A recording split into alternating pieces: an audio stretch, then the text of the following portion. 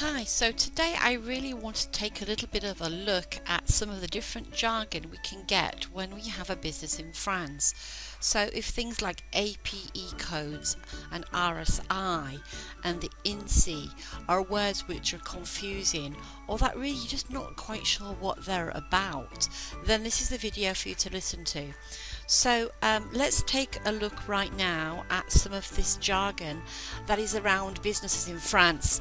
So the first thing I wanted to look at was the APE code, otherwise known as the NAF code as well. And basically when one sets a business up in France, you are given a set code which is appropriate to your business activity.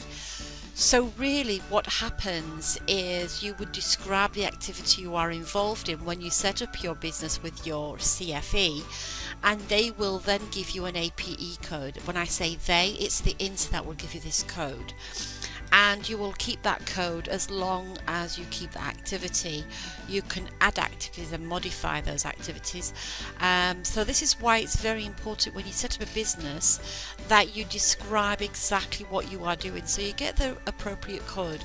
You can actually look up on Google the different APE codes. If you Google APE codes, you'll come up with a whole list. And of course, for any of my members, then just come back to me and I can provide you a list in English so you can find the right activity. The second one I want to look at is the INSEE. So when you set up an auto-entrepreneur business, or any business really, you will get some communications from the INSEE. And the INSEE is actually the Institute for Statistics. So it's the French National Institute for Statistics, and they basically would provide you with your unique identification number when you set up a business in France. So it's a 9-digit number, okay? So the INSEE, they also provide statistics on business setups, business close downs, and anything related to business in France really, and it's also geographically related as well. The next one I wanted to look at was CFE, and this one is the Centre de Formation d'Entreprise, which is basically the organisation that you would deal with when you're setting up a business.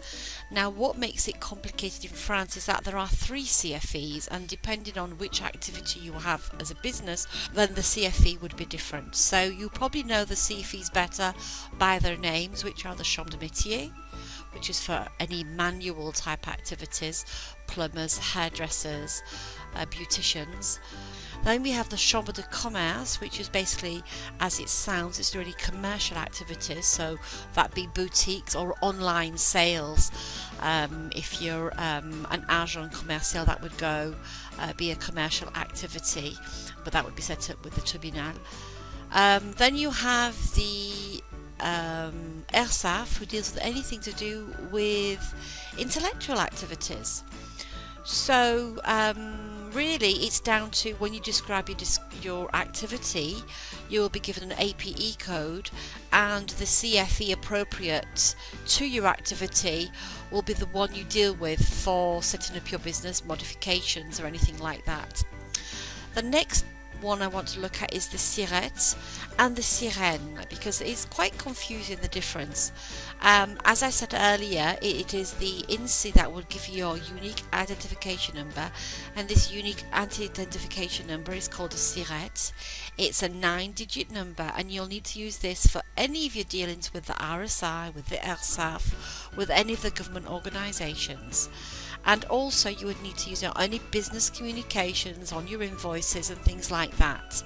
You also have additional 5 numbers on the end of your SIRET number. This is your SIREN. So the 5 digits that are on the end are usually 000 and then 2 numbers, and this is really to do with where your activity is held. So it's about your business address. So when you have a business in France, you have one unique identification number, which is the SIRET, and the SIREN is the additional numbers to give the address. And if you change your business address, the last 5 digits will change, but the first 9 digits, the SIRET, will not. Let's look now at the CFE, which is the second CFE, not to be confused with the one we've just discussed. This is the one which is the cotisation foncière d'entreprise, and this is basically a professional tax. It's a professional tax for any business in France. Originally, auto-entrepreneurs were exonerated for the first 3 years of business. This is now not the case. So all businesses are exonerated for the first year. However, from the second year, you would pay this business tax at the end of December, the 15th to be exact. It's an online declaration to be paid. They do not send it by post, so watch out for this one. They may send you an email. It's the CFE, Cotisation Foncière d'Entreprise, and when you have a new business in France, you will receive a document from your tax office asking you for details in order to calculate this professional tax for you. The last one that I wanted to look at is the RSI, which is one that causes the most questions and often distress and frustration. RSI is the Régime Social d'Indépendant, and really, to make it simple for you, the RSI are responsible for the collection of your social charges on either a monthly or a quarterly basis. They tend to look after things like sickness benefits, maternity, anything to do with the healthcare is through the RSI. And for certain activities, it's also pension. And so the RSI collects that money from you based on whether you're an auto-entrepreneur, it would be a fixed percentage. If you're an entreprise individuelle in the real system, it would be a forfeit every quarter. They collect this, and then they have the local offices, if you like, in the towns, which would be the RAM offices or the Mutual Soleil, who will then reimburse you for your healthcare and deal with your carte vitale for you. So just to make it simple, they collect the money off you and they get reimbursed through they call it a mutual in France, okay? And RSI responsible, of course, for your healthcare cotizations, for your sickness and invalidity, and for some people the pension. So that is the jargon that I want to look at to start with, and hopefully that's made it a little bit clearer for you. And for my members, if not, do come back to me with any questions you have. And I hope it's been helpful to you. See you next time.